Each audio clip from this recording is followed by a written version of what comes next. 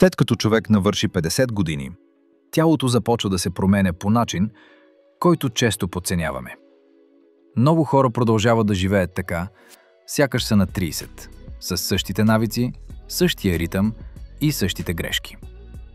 Истината е, че това е възраст, в която дори дребните пропуски могат да се отразят в пъти по-силно върху здравето, дълголетието и качеството на живот. В това видео ще чуете най-често срещаните грешки, които хората над 50 правят. Грешки, които бързо отнемат енергия, ускоряват стареенето, съкращават живота и увеличават риска от сериозни заболявания. Но по-важното е, че ще научите как да ги избегнете. Ще получите ясни, научно доказани стратегии, които можете да започнете още днес. Няма да чуете клишета, само конкретни, точни и полезни съвети. Преди да започнем, ще направим леко отклонение с цел да ви напомня да се абонирате и да харесате видеоклипа, ако съдържанието ви харесва. Така ни помагате изключително много. Благодарим ви и приятно гледане! Грешка 1. Игнориране на профилактичните прегледи. Много хора след 50 продължават да се чувстват добре и затова вярват, че нямат нужда от профилактика. Това е огромна грешка. Повечето сериозни заболявания в тази възраст протичат без симптоми в продължение на години. Хипертонията може да е тиха, диабетът може да е тих. Ракът на дебелото черво, простатата или гърдата може да се развива без каквито и да е ранни сигнали. След 50, медицината работи най-добре, когато открива проблемите рано. Какво трябва да включва минималната годишна профилактика? Пълна кръвна картина и биохимия, липиден профил, кръвна захар, измерване на кръвно налягане, преглед на щитовидна жлеза, ЕКГ, преглед при кардиолог поне веднъж годишно, преглед при гастроентеролог, колоноскопия по препоръка, преглед при уролог за мъжете, преглед при гинеколог и мамография за жените, изследване на витамин D и витамин B12. Колкото по-рано се открие отклонение, толкова по-лесно и успешно се лекува. Грешка 2. Подценяване на кръвното налягане. Хипертонията е най-тихият убиец след 50. Тя е една от водещите причини за инфаркт, инсулт, сърдечна недостатъчност и увреждане на бъбреците. Проблемът е, че човек може да има кръвно 150 в продължение на години и дори да не усети симптоми. Но тялото усеща.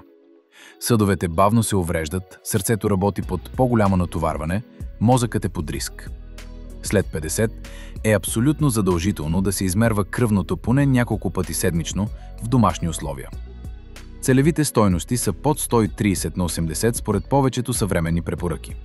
Ако човек има стойности над това, трябва да се консултира с лекар и да не отлага. Нелекуваното кръвно е една от най-опасните грешки. Грешка 3. Подценяване на мускулната маса. След 50, тялото естествено започва да губи мускулна маса. Това се нарича саркопения. Проблемът е, че много хора приемат това за нормално, но не осъзнават последствията. По-малко мускули означава по-бавен метаболизъм, по-голям риск от наднормено тегло, по-слаби стави, по-лош баланс, по-голям риск от падания, по-висок риск от диабет тип 2, по-бързо стареене. Най-голямата грешка е, че много хора след 50 се опитват да пазят ставите, като избягват упражнения. Истината е точно обратната. Без физическо натоварване ставите отслабват, а мускулите намаляват. Решението. Силови тренировки 2-3 пъти седмично. Не културизъм, а леки упражнения с тежести. Машините във фитнеса, упражнения със собствено тегло, ластици. Мускулите са най-силният анти-ейдж инструмент. Грешка 4. Нисък прием на протеин. Една от най-големите физиологични грешки след 50-та година е недостатъчният прием на протеин. Тялото се нуждае от повече протеин с възрастта, за да поддържа мускулите и имунната система. Но реалността е обратната. Повечето хора над 50 ядат все по-малко протеини. Правилото е ясно. 1,2 до 1,6 грама протеин на килограм телесно тегло дневно. Тоест, човек, който тежи 70 кг, трябва да приема между 85 и 110 грама протеин всеки ден. Източници на протеин: яйца, риба, месо, кисело мляко, извара, бобови храни, протеинови напитки и други. Протеинът е най-добрият приятел на дълголетието. Грешка 5. Недоспиване и разстройства на циркадните ритми. След 50-та година сънят става по-лек, по-къс и по-некачествен. Много хора го приемат като неизбежно. Това обаче не е вярно. Лошият сън ускорява стареенето, повишава риска от деменция, сърдечни заболявания, диабет и депресия. Причини за лош сън в тази възраст могат да бъдат апнея, хормонални промени, лекарства, понижено производство на мелатонин, стрес, болки в ставите, прекалено много кафе или алкохол. Решенията на тези проблеми включват строг режим на лягане и ставане, пълна тъмнина в стаята, ограничаване на кафето след обяд, никакъв телефон или телевизор поне 1 час преди сън, дълбока вечерна рутина, душ, разтягане, топъл чай, проверка за сънна апнея при хъркане или умора през деня. Качественият сън е буквално най-метаболитното лекарство. Грешка 6. Игнориране на костната плътност. След 50, рискът от остеопороза нараства рязко, особено при жените. Много хора първо научават, че имат остеопороза едва след като вече е настъпила фрактура. Проблемът е, че загубата на костна маса протича без болка и без външни симптоми. Това е тиха, но високо рискова промяна. Какво може да се направи? Измерване на костна плътност, дензитометрия. Прием на витамин D, калций от храна, не само от добавки. Силови тренировки, упражнения с натоварване, ходене, изкачване на стълби, леки подскоци. Избягване на тютюнопушене и прекален алкохол. Костната загуба е обратима, ако се хване на време. Грешка 7. Липса на движение през деня.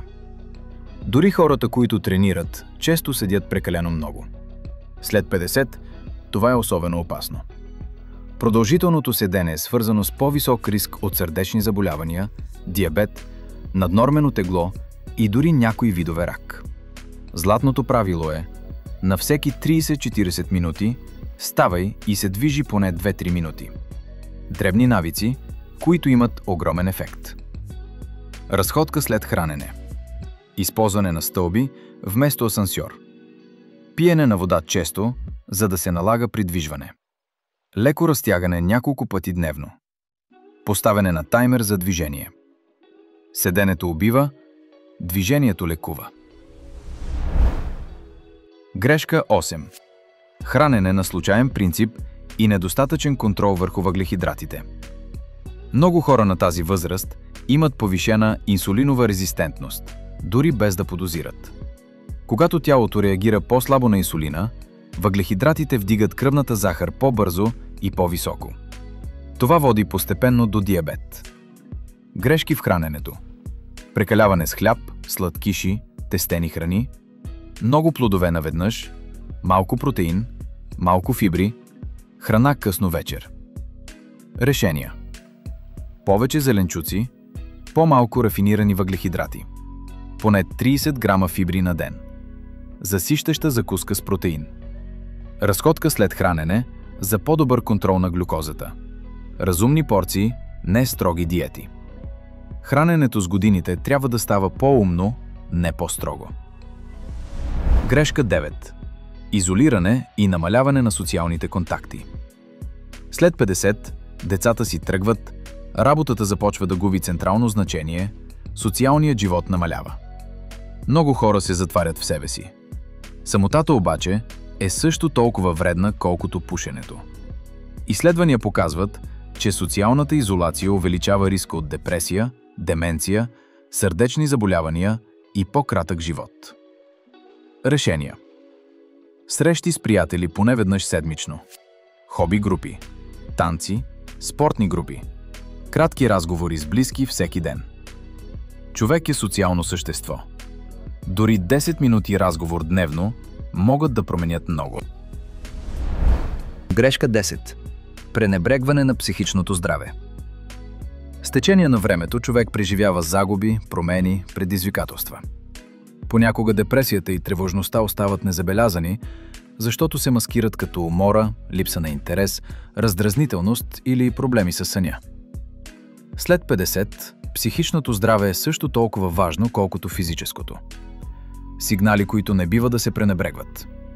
Постоянна апатия, загуба на интерес към любими занимания, проблеми с концентрацията, безсъние, постоянно безпокойство, чувство за безполезност.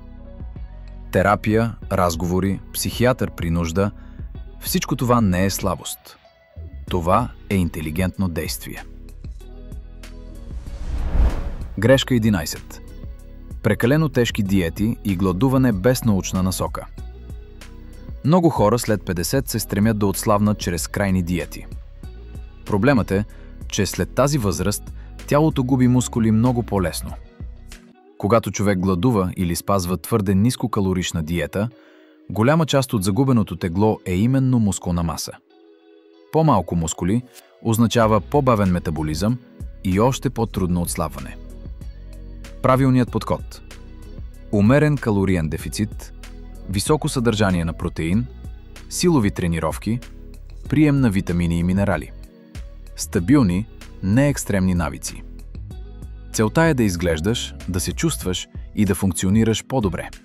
Не просто да свалиш килограми. Грешка 12. Прекаляване с алкохол. След 50, черният дроб метаболизира алкохола по-бавно. Също така рискът от увреждане на черния дроб, панкреаса, кръвното налягане и мозъчните клетки се увеличава. Дори умерени количества алкохол могат да причинят влошен сън, повишено кръвно, наддаване на тегло, по-висок риск от рак на гърдата и черния дроб, спад концентрацията, депресивни състояния. Изследвания показват, че хората над 50 реагират по-силно на същото количество алкохол, което са понасяли лесно на 30 години. Решението не е пълна забрана, а контрол. Максимум 1 питие на ден. Не всеки ден. Поне няколко напълно трезви дни седмично. Избягване на концентрати, пиене само след храна. Грешка 13. Подценяване на хроничните болки. Болките не са нормална част от стареенето. Те винаги са сигнал, че нещо не е наред. Много хора ги приемат за нормални за възрастта, но това не е вярно.